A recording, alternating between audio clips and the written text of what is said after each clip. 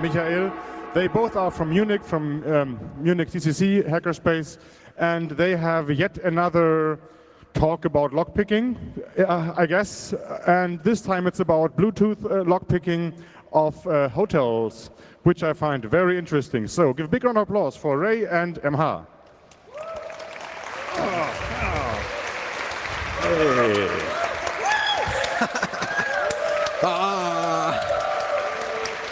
This is not Hacker Jeopardy, but thank you. Okay, so welcome to our presentation about Bluetooth lockpicking. Who of you did a short raise of hands did already lockpicking? So who did Bluetooth lockpicking? Oh yeah, you're perfectly right here. We'll show you how to get into this, and it's a lot of fun. Okay, so first, who are we? For the people who don't know us, Ray, I'm a security researcher, lockpicker, interested in technology and of the CCC. And for some reason, I spent too many nights in hotels, which led to this research. Yeah, hi, I'm Michael. I'm basically a lock nerd. I have been collecting locks since I was a little child and never stopped doing that. When I was young, of course, they were mechanical, so I started lockpicking. I joined Sportsfreunde Sperrtechnik. We also have a tent here and in the village, so you can improve your lockpicking skills there. But then all the new locks basically became electronic, so I became an electronic engineer and continued to do that. And yeah, this led to Bluetooth finally. Yeah. We already had this presentation in an earlier form at a small conference in Vegas, but we were a little worried about their bandwidth capabilities, so hopefully now with Media CCC we got a good provider to get this content out to the open world. So what is it about? We're talking about smart devices, or so-called smart devices, using Bluetooth Low Energy, and we'll show you how to analyze them, how to hack them, and probably if you're building such things, how to build them in a better way. And of course, we'll tell you about vulnerabilities we found that way, starting from cheap padlocks, some prior research, and then go to hotel systems, which is the newest thing we discovered here. So we give a short introduction about Bluetooth Low Energy, how these systems work, how to analyze them, and at the end also tell you a little bit about the responsible disclosure process we had with the hotel vendor affected by this vulnerability. Okay, so how does such an ecosystem look like? You basically have a lock, and this is communicating to your smartphone using BLE. But of course, the smartphone is also communicating to some backend in the internet, where it gets key data or permissions or stuff like that. So what are the attack vectors on such a system? There are various. For one, you can attack the hardware itself. So on the lock hardware, you have electronics, you can read out firmware, you can do side channel tags, probably power analysis to get out AES keys and stuff like that. You can insert wires sometimes to get to the contact points for flashing or reading out the flash without opening the device. And there's mechanical attacks like vibration, shocking, hammering onto it, magnets and stuff like that, attacking the mechanics itself. On a smartphone, I think this is something many people here are familiar with. There might be malware, and there might be distance frauds. That means you have your smartphone somewhere, and someone is relaying your data somewhere else to attack your lock. And of course, on the Internet API, there is a web service. So web servers have weaknesses, API implementations have weaknesses. There might be wrong authentication or no authentication at all. So this is also a big part. Lots of research has been done there, but this presentation is not covering a lot of this end of the ecosystem. What we will be starting looking at is the connections here. So we have a BLE connection between the lock and your device, and we have an internet connection between your smartphone and the backend API. And both of those can, of course, be sniffed. You can machine in the middle attack them, and you can do impersonation of one of the two sides of the communication. So taking this all together, there's quite a few attack vectors in such a systems, and surprisingly, those systems often fail in some way. So BLE, in a very short introduction, as I said, it's Bluetooth Low Energy, and it was designed as a cheap alternative to classical Bluetooth. So it consumes less power, devices running on battery and stuff like that. It is part of BT 4.0, so it's out there for quite a while. And for people familiar with classical Bluetooth, it's quite different.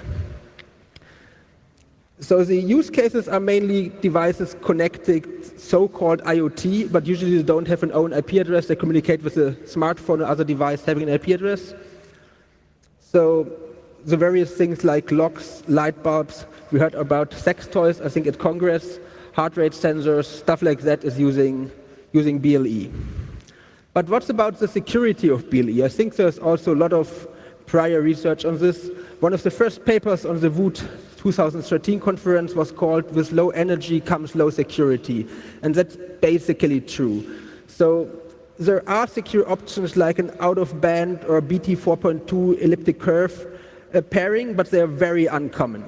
So usually you can just sniff these connections with easy measures. And so the application has to provide the security for the system, which often fails. So how to find out these vulnerabilities? So we're looking at the BLE layer now. First, if you have such a device yourself, you install the app on your phone and you can yourself analyze your device speaking to your lock or whatever. So on Android, there's a very easy option. You just enable the debug mode and activate in the debug menu the HCI Snoop lock. So then it writes a BTLE PCAP file to your file system. On iOS, there's a similar possibility. You can download a Bluetooth debug certificate from Apple. This is for a few days valid. You install it, and your device starts to lock the BLE traffic. So what you then do is you use your app like you normally do. You open your lock, you activate your light bulb, stuff like that. And I would recommend writing down timestamps of various actions. So like at 2 minutes, whatever, I opened the lock, then I closed it, so you can later correlate that to your Bluetooth events. And then you get your log file from the phone, and you can just load it into tools like Wireshark. Wireshark, I think many people here know, has support for BLE, so it will help you decoding it. You can see here the sender and the receiver side, and it decodes the Bluetooth protocol stack. So it shows you what kind of request is it, where in the layer is this packet, and also shows you, which is most the interesting part, which data is written to which Bluetooth handle. So here you find the data of the Bluetooth communication. So that's what you do with your own device. But if you want to attack a system, or if you want to see if it's a real possible attack, you have to sniff the BLE from the air. So it's relatively easy because there's only 3 advertising channels where you have to listen to get the connection, and there's cheap sniffers out there starting at like $25, like the Ada Bluefruit, which I'm pretty sure many people here have, or the Ubertooth One, which has a few more capabilities. Both of those support a Wireshark live view. So if you have the plugin installed, you just get a live data stream in Wireshark. The drawback of these devices is you only have one advertising channel, and if the device you're sniffing doesn't use a standard hopping sequence, you probably miss the start of the connection. So these tools are perfectly fine for a proof of concept if you want to see, okay, I really can sniff this data. But if you want a more reliable attack, our favorite tool is Beetlejack. Beetlejack by Damien Cockrell was released, I think, at Black Hat, and it provides firmware for cheap BLE USB devices like the BBC Microbit. So those can be bought for like 15 euros or something, and it flashes in firmware on it, or the BLE 400 boot or 400 board, or even the Adafruit tool. So it supports 3 devices connected to USB, setting each one to a different channel, so you now monitor all advertising channels and basically get every connection every time quite reliably. And these tools can do much more than just sniffing. They can, for example, hijack attacks or relay data, but we focused on sniffing here. So if you set this up, or I set it up like very creative way that works basically, Michael thought that looks ugly and built a quite nice setup using a Raspberry Pi. So this is an autonomous sniffing setup running on a battery. You could fit it into a smoke detector, put it somewhere, have it running for a few hours and collect data. There's also a new tool out there called Mirage. It is the author said he looked at the other tools and tried to build something better. It has probably some more capabilities, especially in the part of man-in-the-middle attacks or something like that. But with powerful tools, there comes complexity. So for starting, we still recommend using the Beetlejack tool. But if you hit a point where it doesn't help you, have a look in Mirage. It might be a tool of choice. So now we know how to look at the Bluetooth layer. What about the backend link? So it usually is TLS encrypted with modern apps. There's very, very few apps still using plain HTTP to talk to the backend. But if you're analyzing it on your own device, of course, you can just install a fake root CA, and there's machine-in-the-middle tools which create certificates on the fly. So you direct your internet traffic through your tool, have the fake CR installed, and then all your TLS traffic is readable for you. To make it clear, this is not an attack you do on other users. This is something you do to get your own traffic of your own app analyzed. And I really can recommend you doing that just to look what all your apps are doing in your system. So using such a fake CA is quite easy on iOS. You just install it and say, I trust this CA. It was the same in Android. But starting with version 7, Android apps don't trust the system certificate store anymore. So you have to, or they differentiate between two certificate store. So you either have to root your device and just replace the original CA store, or you can, if you for some reason can't root your device, modify the app. So you have to unpack the app, add a network security config to it, telling it, I want to use the user certificate store, rebuild the app, sign it, install it, and then you can also man the middle traffic on a non-rooted phone. So usually that works, but there are a few apps trying to prevent this by measures like key pinning, and Mike will tell you about that. Yeah, this is an example we found at the conference hotel in Vegas. We didn't hack the system, of course. We just wanted to see what it's doing, and this is a very nice example because the app actually tells you what went wrong. It says code certificate pinning failure. So basically this app was like, okay, I cannot trust this Android device anyway, I have to check the certificate myself. And that usually doesn't mean the end of this analysis, because there's other ways. The first one is really basic and simple, but we think it's a good advice. It often turned out app vendors usually do at least two apps, one for iOS, one for Android. And really often one of the apps doesn't do this certificate pinning, so just try the other one. Or for Android, you can easily get an older version of the app from the internet and try that. But if that doesn't help, then you could modify the application and re-sign it, and we'll come to how to look into what to modify. We'll come to that later. You could also use a tool called Frida and potentially the objection framework, and that's a really powerful tool for a mobile application. It's kind of scary if you're an app developer, because this tool allows you to do basically change everything. Just a quick example, in this 45 minutes we can't do this in detail, but there's good tutorials. What you would do is, in the example of an Android device, you have a rooted Android device, you run a server component there. Then you could try this objection, as I said.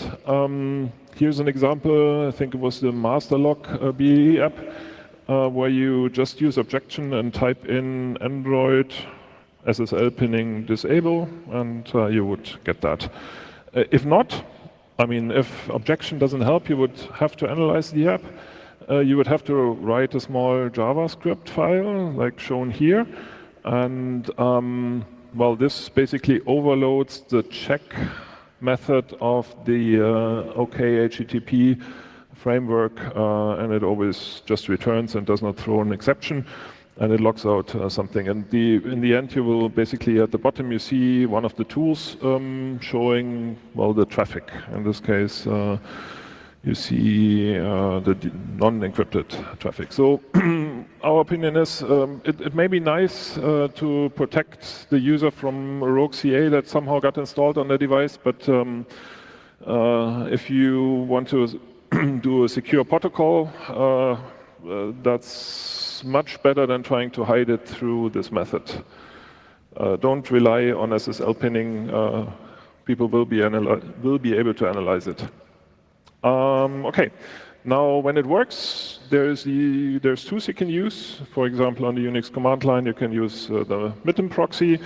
On Mac, I like Charles proxy, but there's many more available, like Burp and Fiddler. The example of the mitten proxy on the command line is shown here.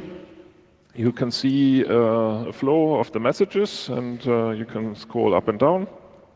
When you zoom in, it will nicely decode the message for you, show it. And this is actually an example we will also come to later. Our advice for you would be to use all these tools when you unbox the system, because you will probably otherwise lose important events like the first firmware update, and maybe the last firmware update was easier to analyze. And it is really advisable to have an old Android device, and they're not that expensive, root it and use it for that. Okay, so now that we know how to get to the data, let's have a look how to analyze it. Basically, you get a lot of bytes, right? What to do with that? We brought an example here. This is a very small, very cheap padlock. It's not really mechanically sound. You can probably just bite on it and it will break, something like that. But it's a very nice puzzle.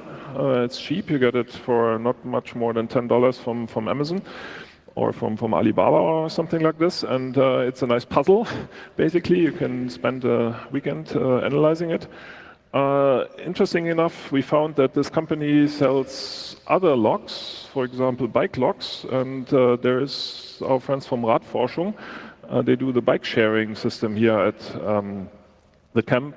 They also encountered this because basically this also comes as a bike lock or a scooter lock. It's also integrated into some, these e-scooters that now pop up on the streets. So it's interesting to look at the protocol, and we have to be careful here. This was last year, and the company did improve this in the meantime. So. For example, in 2018, they did not use HTTPS, so all the mitten stuff was not really that difficult. You could just listen to the transmission. You would see the password in plain text. If you look closely, if you look closely, you would also see in the transmission from the backend server to the application, you would see 16 bytes that are called lock key. Yeah, so 16 bytes is 128 bits, and it's a very easy assumption to think, well, maybe this is AES 128 because that's used in many systems today.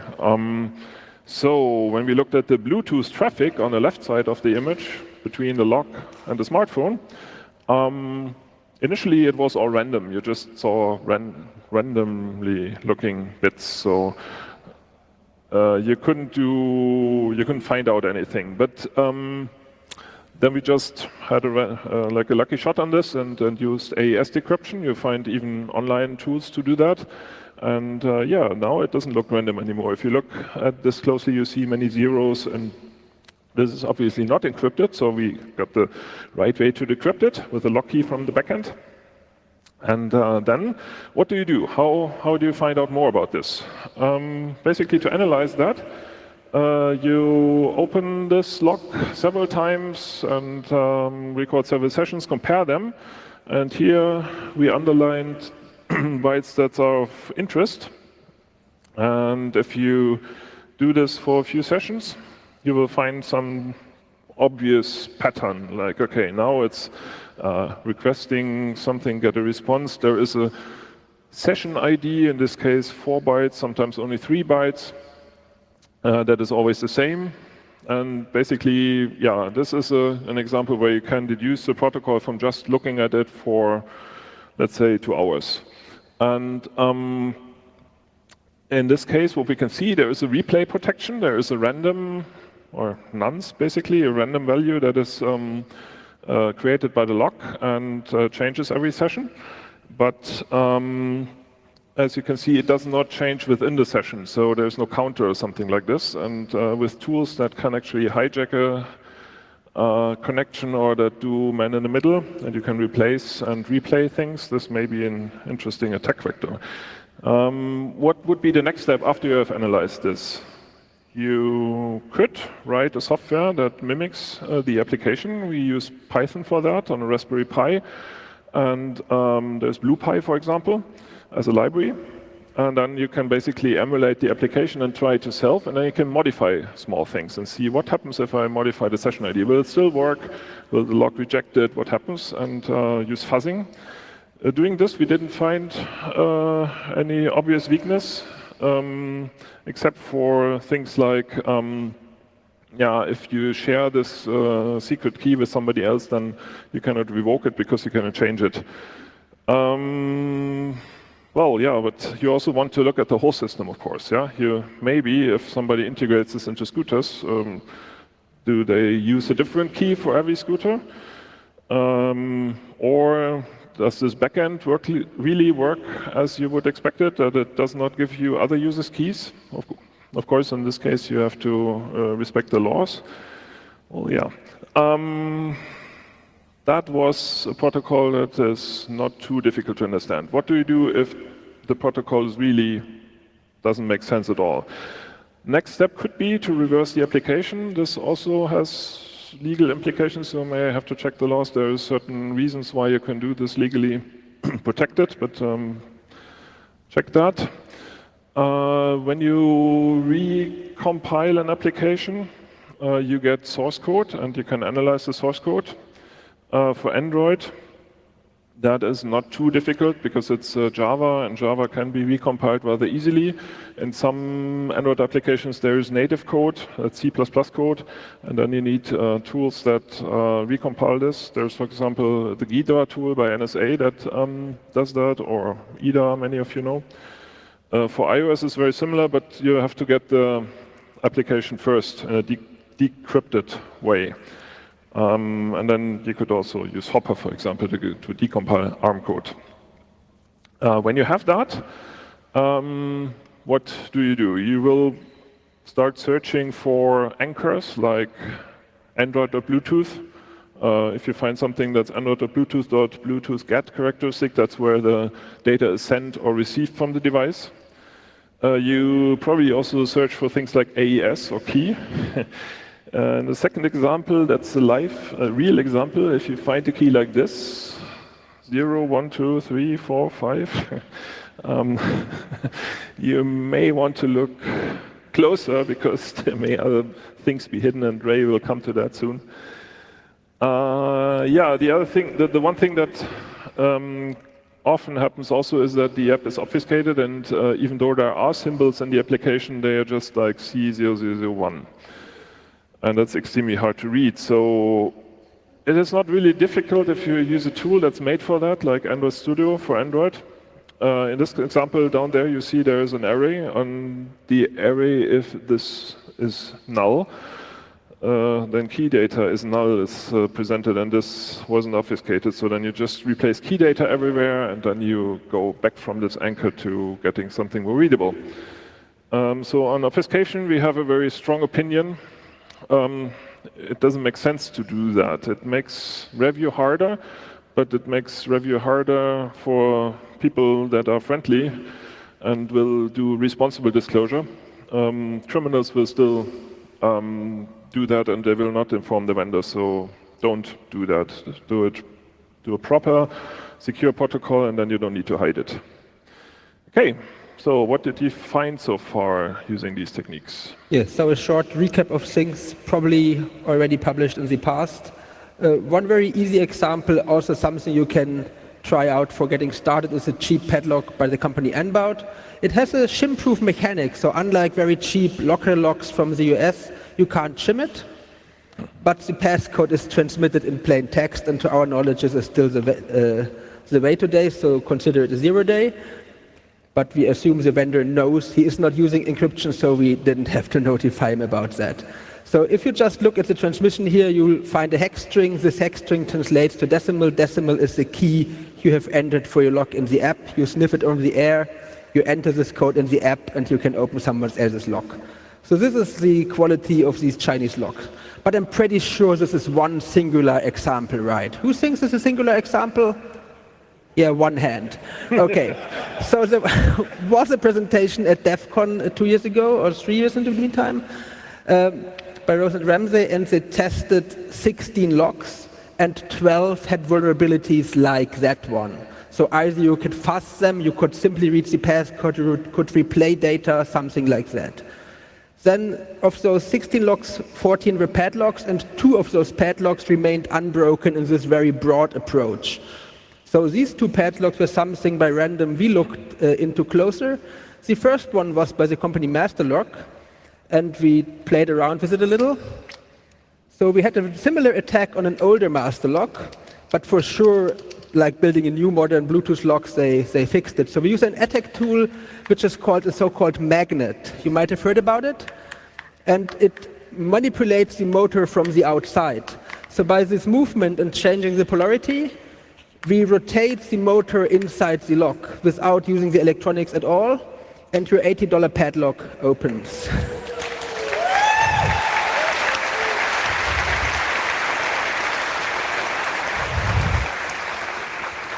So that was easy, but not wireless lockpicking.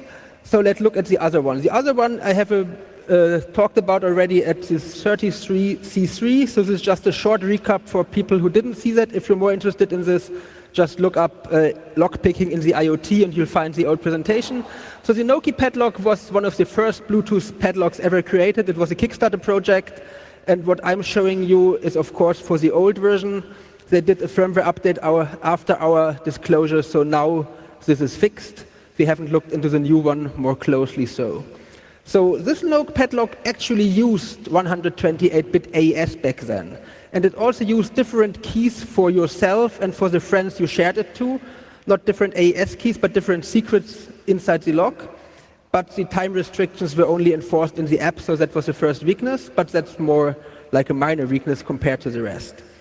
The main problem was that they used individual session keys for each opening operation, but these session keys were created in an unsecure manner.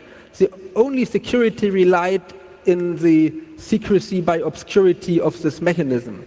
So if you know how to use the disassembler and you'll find like operations like XOR and look a bit around it, we found out it's a very simple protocol. It sends a nonce encrypted with this pre-shared 1, 2, 3, 4, 5 key. The lock sends you a nonce. Those are added together. They are added to the center of this 0, 1, 2, 3, 4, 5 key. Don't ask me why.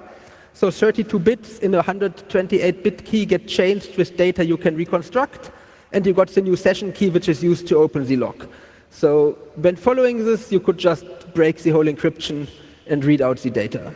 So this was a more complex lock, but still on a cheap product. So now for the interesting part, hotel keys. So before that, we always had things like padlocks, vibrators, other cheap toys. Now we encountered this in the real life. Why do they actually do that? Is this really a smart idea? Of course, the main purpose of that is get rid of personnel. No, making the experience for the customer more pleasant, I mean. So you can do self-check-in, you don't need a key card anymore, your mobile phone is your key to your hotel room. So it might be that it's less personal interaction, but of course in a hotel with big queues it might actually be an advantage for you if you just check in into your app and don't have to go to the front desk, just walk to your room. So what are the challenges of these systems? This is not your lock, so you don't pair to this lock getting a code from the packaging or something. There's no big chance to do a big pre-shared secure pairing or something. Then of course those hotels are there for quite a while. The locks are probably old and they have to retrofit the Bluetooth stuff, so they probably don't have the most modern crypto chips in there. And then of course it's a complex ecosystem of the booking companies, of the hotel operators, of the application writing companies, of the lock manufacturers, which have to interact somehow to get a good system out. But so how does it work? So you have a normal booking, you link this booking somehow to your account. What we found there is often not very secure mechanisms of authenticating. For example, you need to know a name, a date, and the booking number, which is a sequentially increasing number, and then you can create your mobile key if you know this data. For social engineering, this actually might be a way to get a key easier than walking up to a front desk. But in the normal way, you do an online check-in, and the mobile key is transferred to your app, and then you use the app to open your hotel room.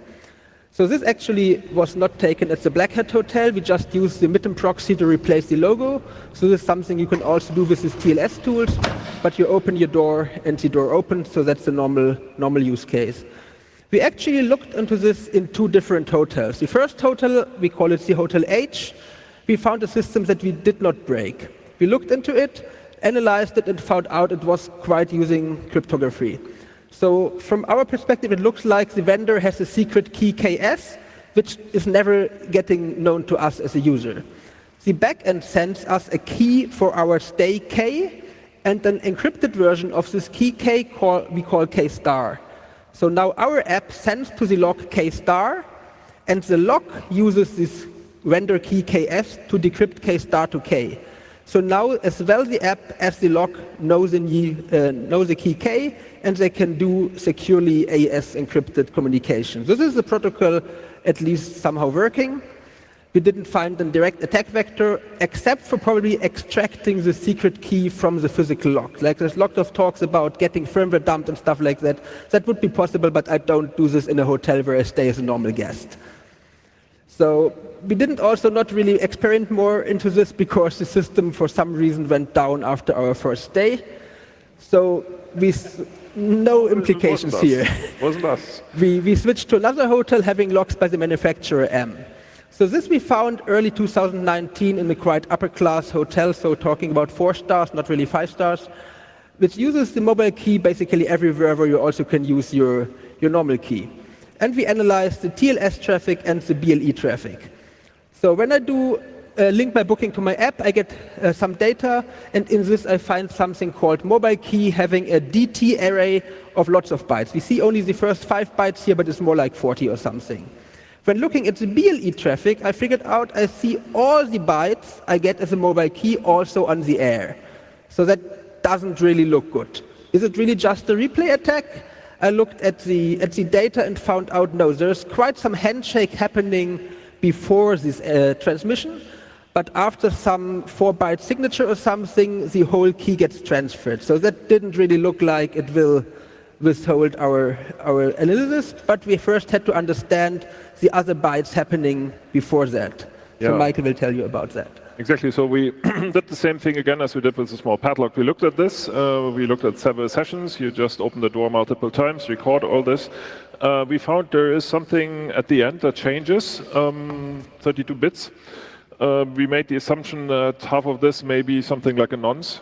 The other half would be a CRC. And for the first 3 messages, we were right with that assumption. So you can see underlined at the end the CRC value. You will find tools to reverse engineer CRCs, for example, CRC refanc. We, however, just used a custom Python script to try out many CRCs. With there's always a seed value that can change, there's an XOR value that can change, direction can change back and forth and so on. But there's not so many, and basically brute force isn't the right word, I think. We just tried them, and then we found the right polynomial, and it turned out that the seed, the initial value, was something that's constant within a hotel. It's called SC, probably system code or something, and that's also sent from the backend. We've seen that in a message that was sent from the backend to the application.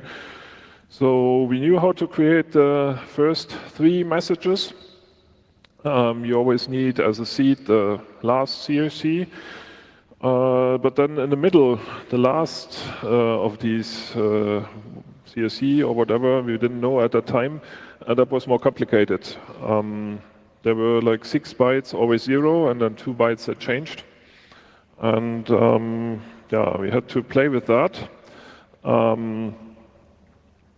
There were some values to play and try and play around, but well, essentially it's like this. There is the values from the previous calculations. are used together with the data behind that, and yeah, then this yields the CFC value that was transmitted by the real application. And now we knew how to create that ourselves. So that was a major breakthrough in this project. We prepared a Python script again. We're using BluePy that calculates these CFCs. Of course, you need a key somewhere. We tried that as well again. So you can see our sniffing attack here. In this case, we did it from inside of the room, not to confuse the roommates and so on. But you can see the three little recorders there, and one of them was blinking because it actually triggered it actually found the transmission. And on the laptop screen, you can see the key data. Insert this into our Python script, and well then. Yeah, then I thought, let's try this out for real. I went with my laptop and a classical hacker outfit outside of one of the rooms we had, and let's try it out. So there's a Python script running on my laptop using the data we sniffed. On the actual hotel door, you see the light is turning to green, and we enter a room, and suddenly it turned into a quite nice hotel suite, because actually in the 37th floor of a luxury hotel.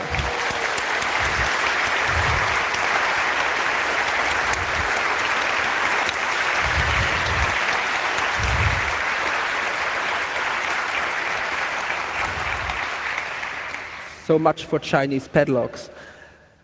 Okay, so after we had that running, we thought, let's play around with it a little more, and Michael created a Python script emulating the lock. So we had a other target, the other side of the system, and we could use the real app to play with our simulated target.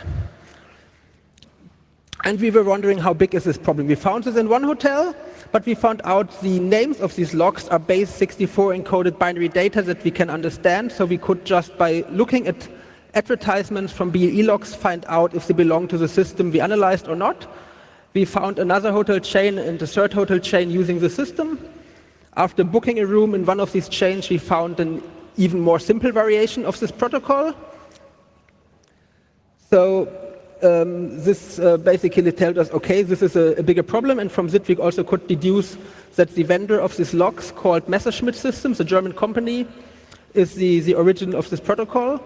And even so, they have like 2,000 hotels altogether. The system is only deployed in, like, I'm not sure, but a smaller three-digit number or something of them. Because we talked to them and they're very early in adopting this, and also they don't put this into their 5-star houses because they don't want mobile keys, basically.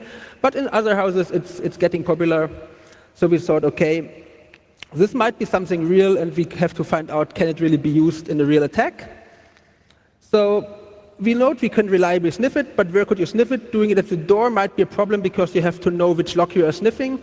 So our first way was, probably there's a way people go there without much security considerations. In such a fitness center, there might be options like plastic containers unsuspiciously hidden somewhere. Having this nicely set up and letting our test guest enter the fitness center, we found out mobile key was down for the fitness center. I'm not sure if they wanted to spoil us or whatever, but there's a second place where everybody uses his key. And this actually seemed better for sniffing, because if you want to enter your floor, you have to activate the elevator using your mobile phone app. So this is a place where you can very unsuspiciously walk with your backpack, have a sniffing setup, or even place it somewhere, and everybody has to use his keys there. And if you have the simulator script we built, you don't even need special hardware. You just emulate the elevator lock, advertise more heavily, and the app of somebody will connect to your laptop, and you can complete hardware-less attack except for your laptop to get a key. And of course, our tool dumps the key for your convenience use. So figuring out this is a real issue which can really be exploited, we thought would be a good way to disclose this to the vendor, and we started this in April. We told them, yeah, this is the problem, and nicely we got an immediate response, probably because we did some research in who to write to. We sent him technical detail. First reaction was, that looks very interesting, but it can't really work like that. So we sent a very specific mail telling, believe me, we did this in a real hotel. We didn't send the videos though, but we sent proof of concept code, they acknowledged it, and all the communication went very, very well. They never tried to prevent publication or anything, and they started to work on the update. The challenges, of course, in such an update is you have to update a whole hotel system, a whole ecosystem. So we found out that the log in the first hotel where we saw the nice video, this is a modern hotel being completely online. They can actually remotely update the whole system from their office. In other hotels, they will have to walk from door to door to door with what I understand is an infrared update device. So this will be some work. And of course, the different app vendors will have to integrate the fixed system into their APKs independently of the update of the log system. So actually, this state of now still is a zero-day exploit, and we had some discussions also already at Black Hat if we should really publish it. But figuring out that you can still use your normal key card if you figure you're in such an affected hotel, and given the fact that actually not very many people actually use it so far because it's quite coming up now, we thought it's okay. But one important lesson we learned is you have to really identify all the parties, because we informed the vendor very early, but the app vendors and the hotels, and actually a second vendor, which we only heard about 2 weeks ago, were notified a little bit late about that. But still, this was quite interesting to see contact to the vendor side, and they told us they are in the process of rolling it out starting end of August. Probably this is a little bit delayed now because we haven't really heard of the new protocol yet, but they're working on it, and we hope this turns out quite well. So what are the takeaways you should take from this presentation? One, of course, is practically, as sure everybody should know by now, the BLE link layer usually can be sniffed reliable with simple tools, unless special measures like out-of-band pairing are taken. And whoever should build this, I'm not addressing this to you, but probably to the vendors looking into this talk, please don't hide your secrets in apps. Build secure protocols. This whole things we analyzed are all obviously built on the assumption that you can do things like that and it works out. No, it doesn't. And the thing we learned in this is BLE is not just used in toys anymore. It's getting to the real world. Now it's in hotels, probably it's always getting to really important things like your Mate refrigerator. So these things are worth looking into and worth analyzing. And I hope that with these entry points here, and I can really recommend downloading the slides, because all the blue words you saw in there were links to more information, help you to get into this research field, and you can help us make this a safer world by hacking all these things. So thanks for your attention, and now we have like 2 minutes, 50 seconds for questions.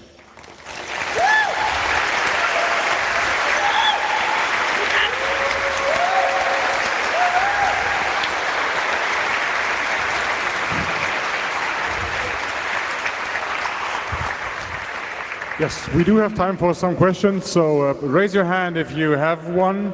No, the microphone is wired, so you need to come to this lovely angel in the center here and ask your question in his microphone.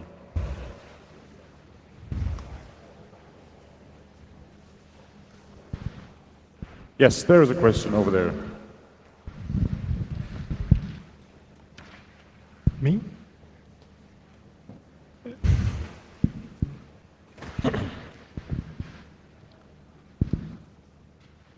Am I supposed to ask a question? Okay. Hi, Ray. I'm Michael.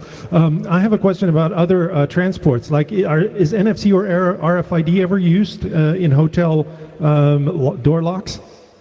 RFID is the standard way today. Yes. Most hotels, you have an RFID card today. NFC I have not seen, but we have, for example, seen Bluetooth locking systems where you actually have to near your phone to the lock before the lock activates the Bluetooth. But this is not what we looked into, and as I said, RFID is very standard, and of course these cards can clone and everything, but it's a different field of research. Yeah, Bluetooth became popular in popular smartphones, so that's the technology they all go for now. But of course, all the cards you get in the hotels, previously, some years ago, they used magnet stripes, but now they are RFID. Thanks a lot for this answer. Do we have another question? Yes, up there. Go ahead. Are there some Bluetooth locks that perform some sort of pairing?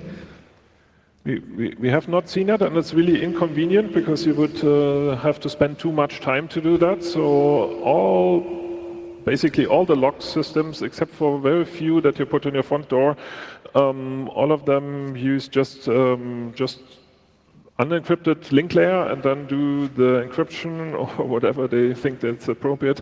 They do on the application layer. Yeah, the only high security device where I found pairing so far was a luggage bag showing a digital bag tag. Yeah. That used pairing. Thank you for your answer. Do we have any more questions?